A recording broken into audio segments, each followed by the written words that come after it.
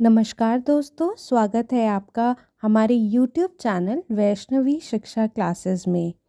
आज का हमारा विषय है पद्म सम्मान या पद्म पुरस्कार, जिसके बारे में हम चर्चा करेंगे। इंतज़ार करने वालों को उतना ही मिलता है जितना कोशिश करने वाले छोड़ देते हैं। केंद्र सरकार के इस साल के पद्म पुरस्कारों की सूची में हर साल की तरह कुछ चौंकाने वाले नाम रहे तो कुछ प्रेरक नाम। कहीं सामाजिक न्याय को साधने की कोशिश तो कहीं कूटनीतिक कदम से जोड़ती पहल। हर साल दिए जाने वाले ये पुरस्कार विशिष्ट हस्तियों को कई क्षेत्रों में असाधारण काम के लिए दिया जाता है। इन पुरस्कारों में कुछ संदेश भी छुपे हैं। आइए इसे समझने की कोशिश करते हैं। इस लिस्ट में 5 पद्म विभूषण, 17 पद्म भूषण पुरस्कार और 110 हस्तियों को पद्मश्री पुरस्कार से नवाजा गया है। उन्हीं की हम चर्चा करेंगे। सबसे पहले आपके लिए जानना ये ज़रूरी है, पद्म विभूषण पद्म सम्मान से सबसे बड़ा है। इसके बाद पद्म भूषण और फिर पद्मश्री।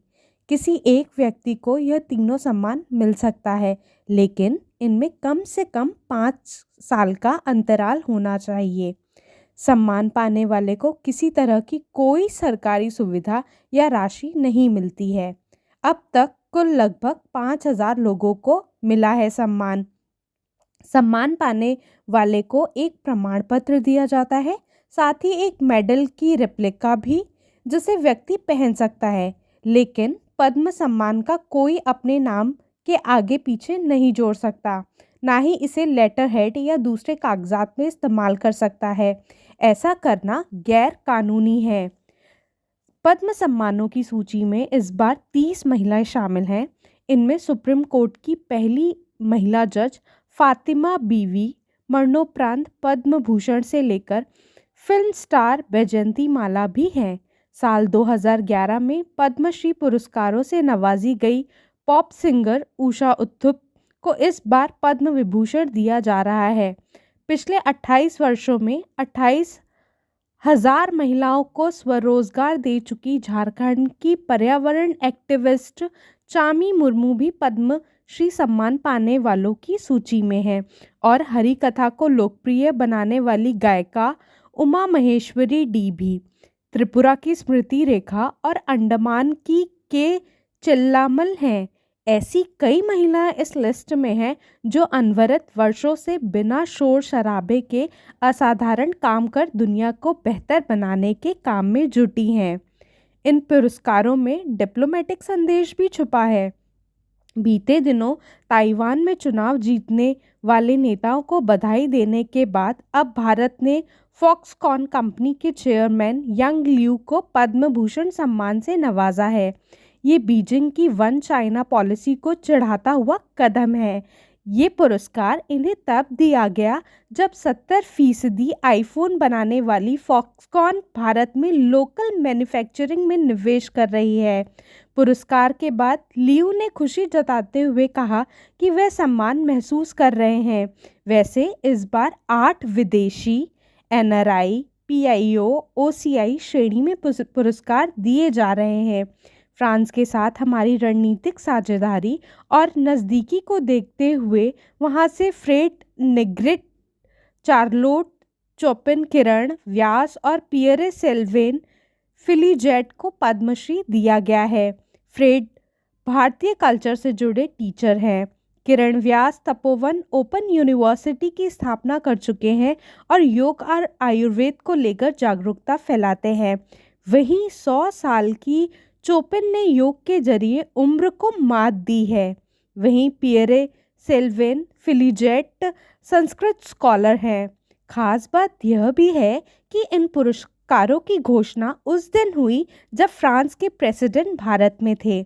लिस्ट में पपुआ न्यू गिनी से संसिद्रिन मुथेवेल, बांग्लादेश से सिंगर रिजवाना चौधरी और मेक्सिको से रवि प्रकाश के नाम भी हैं। पद्म पुरस्कारों में दक्षिण भारत से 21 पुरस्कार दिए गए हैं, जिनमें से 2 पद्म विभूषण आंध्र से दिए गए हैं। वहीं महाराष्ट्र की 12 हस्तियों को पुरस्कार मिले हैं, जिनमें राम नाईक, मराठी फिल्म निर्माता राजदत्त और संगीत निर्देशक प्यारेलाल भी शामिल हैं। वहीं उत्तर पूर्व से भी कई हस्तियों को पुरस्कार मिले हैं, जिनमें से बहुत सारे अनसंग हीरो हैं।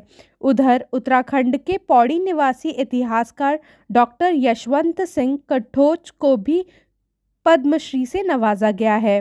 बिहार की 7 हस्तियों को भी पद्म पुरस्कार मिला है। गोदना मधुबनी लोक पेंटिंग के लिए मधुबनी निवासी पति पत्नी शिवन पासवान और शांति देवी पासवान को पद्मश्री मिला है।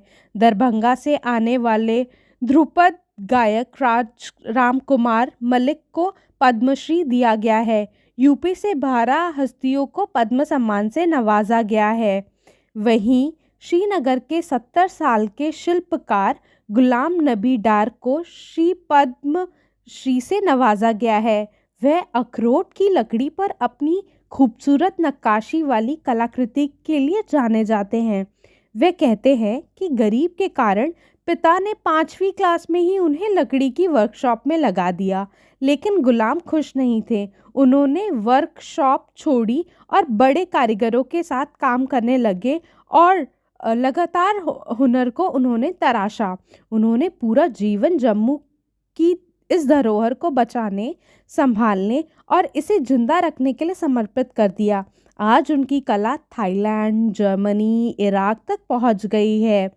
पद्म पुरस्कार में सामाजिक न्याय का भी बड़ा ख्याल रखा गया है। ओबीसी कैटेगरी से जुड़े 40 लोगों को पद्म सम्मान से नवाजा गया है। एससी से 11 और एसटी से 15 लोग सम्मानित हुए हैं। ईसाई समुदाय से 9, मुस्लिम 8, बौद्ध 5, सिख 3, जैन और पारसी से 2-2 लोग शामिल हैं। मोदी सरकार ने 2014 में सत्ता में आने के बाद पद्म पुरस्कारों को लेकर बड़ा सुधार किया था। आम लोगों की सलाह अनुशंसा पर गुमनाम नायकों को पद्म पुरस्कार देने की शुरुआत की गई। इसके तहत अलग अलग क्षेत्रों में खास काम करने वाले लोगों के नाम की अनुशंसा पद्म सम्मान के लिए कोई भी व्यक्ति कर सकेगा। इसके लिए अलग से वेबसाइट बनाई गई। इसके बाद सुदूर क्षेत्रों से खूब आवेदन आने लगे। 2015 में मोदी सरकार ने पद्म सम्मान जीतने वाले लोगों की लिस्ट सार्वजनिक की थी, जिससे यह बात सामने आई थी कि अधिकतर बड़े शहरों में रहने वालों को ही ये सम्मान मिला। सबसे अधिक दिल्ली के 800 लोगों को सम्मान मिला, लेकिन अब दिल्ली की हिस्सेदारी घटी है और देश के सुदूर हिस्सों से पुरस्कृत होने वालों की संख्या बढ़ी है। तो चलिए बात करते हैं कुछ ऐसे लोगों की जिन्हें शायद आप नहीं जानते। पहले हम बात करेंगे पार्वती बरुआ की, जिन्हें पद्मश्री मिला है। असम की सोशल वर्कर जिनकी उम्र 67 साल है, बरुआ देश की पहली महिला हाथी महावत है। वह 4 दशकों से इंसान और हाथी के बीच संघर्ष को कम करने के लिए वैज्ञानिक अप्रोच पर जोर दे रही हैं। बेकाबू हाथियों को संभालने में 3 राज्य सरकारों की मदद की है। इन्होंने हर तरह के स्टीरियोटाइप को तोड़ते हुए इस पुरुष प्रधान काम को चुना और उसमें खुद को साबित किया। दूसरा नाम है के चेल्लामल। इन्हें भी पद्मश्री से नवाजा गया है। साउथ अंडमान की ऑर्गेनिक किसान 69 वर्षीय चेल्लामल ने 30 एकड़ ऑर्गेनिक खेती विकसित किया है। इन्होंने लौंग, अदरक, पाइनएप्पल और केले जैसी फसलों के लिए इंटरक्रॉपिंग जैसे तरीके का इस्तेमाल किया है। इसके बाद 150 किसानों ने भी इसे अपनाया।